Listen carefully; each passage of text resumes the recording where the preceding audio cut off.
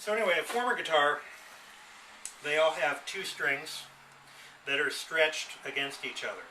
So the idea is that there's an inverse relationship, and inverse relationships are something that are that sort of goes through all the work. So so anyway, so the one string gets tighter as the other string gets lower.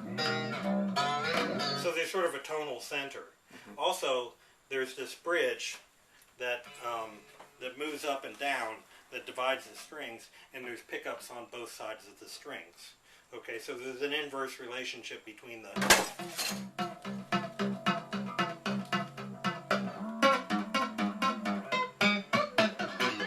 so there's sort of a math here, and in all the instruments there's kind of a built-in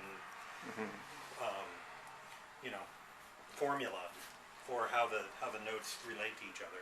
So, you know, but basically, in a way, these kind of exist sort of as they have a lot of connections with Foley instruments or sound effects instruments from back in the day when things were done that way.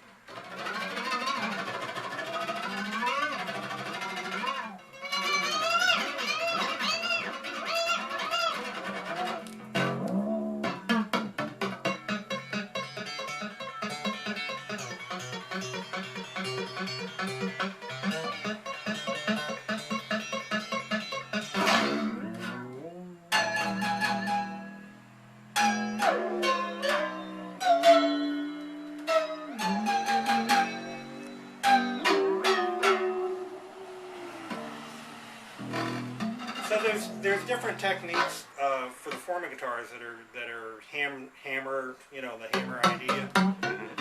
This sort of bowing technique, the whole relationship between the intervals, and then the idea that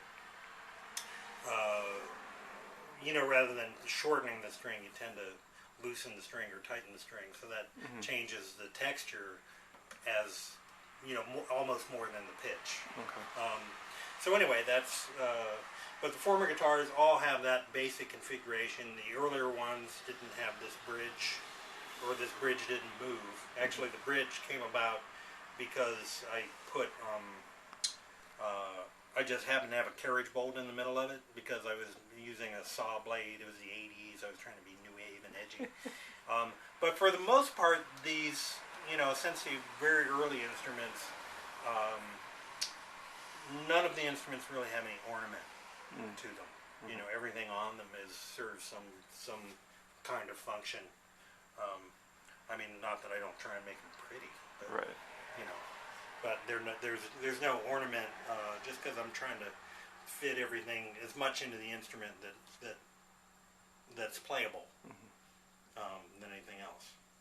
So that's the former guitar. But the idea with when we see the non-do, where the bars roll up and down the strings, there's this idea of inverse relationships and also kind of equilibrium. You know, like with the way that the strings are hooked up, there's a certain kind of fundamental between just because there's the same length, but they're the same tension, then that makes the diameter of the strings set the interval at equilibrium. But then as you know, create tension.